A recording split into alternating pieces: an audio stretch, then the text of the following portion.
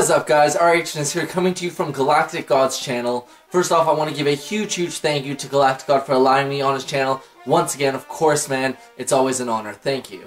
Now, if you're not familiar with me, I am Rhnisker, and my channel likes to talk about competitive, yet budget Yu-Gi-Oh! You know, breaking the meta without breaking the bank, and just being able to enjoy this game and compete in the game we all love without totally going broke. Now, today's video isn't exactly going to be about budget Yu-Gi-Oh! But rather something that I feel that this game is lacking compared to other games. Just like other huge gaming franchises like Pokemon, Zelda, Mario, they all have a ton of things to them. They have, you know, merchandise, the actual game itself, TV shows, movies, whatever. They have it all. But there is one thing that Yu-Gi-Oh! Is missing that all these other games have. Now, if you guys are passionate about games like me, you guys are probably subscribed to a lot of other gaming channels. You know, there's Let's Plays, there's tutorials, there's walkthroughs, but my favorite type of gaming videos online are actually the fan theories. I can't tell you the amount of Pokemon theories I've watched, the amount of Majora's Mask Legend of Zelda videos I've watched,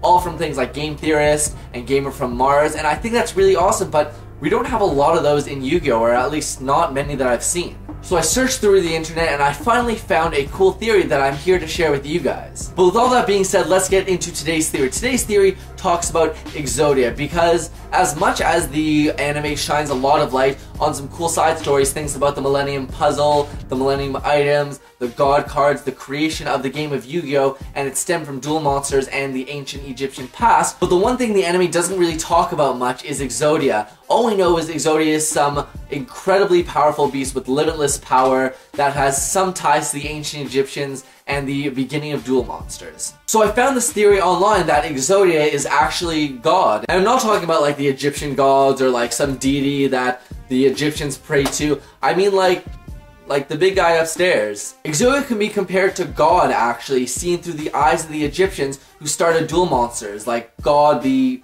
guy who spoke to Abraham and like, you know. The reason Exodia is an instant win in the game is because in the anime or its lore, it's considered a being with limitless power that can just trump any monster, and what else has limitless power? It's big guy. Now, Exodia being compared to the Jewish god actually makes a lot of sense, seeing as duel monsters started in ancient Egypt. Exodia is called Exodia the Forbidden One because it was forbidden in ancient Egypt to pray to Yahweh, which is the Jewish god. Even though they weren't allowed to pray to him, they still feared an all-powerful god that would eventually free the Hebrews from slavery, which did end up happening. The chains that bind Exodia actually represent the slavery and bondage that the Hebrews went through while they were in Egypt, which could also relate to the pharaohs fearing the all-powerful God from freeing these Jews from slavery. Finally, the book of Exodus is where the story of the Jews in slavery in Egypt took place, which obviously is where Exodia, the name, stemmed from. But that's all for this quick Yu-Gi-Oh! Theory. Let me know what you guys think of this and any other Yu-Gi-Oh! Theories you may have in the comments down below. Let me know if you think this is a true theory. Do you think there's anything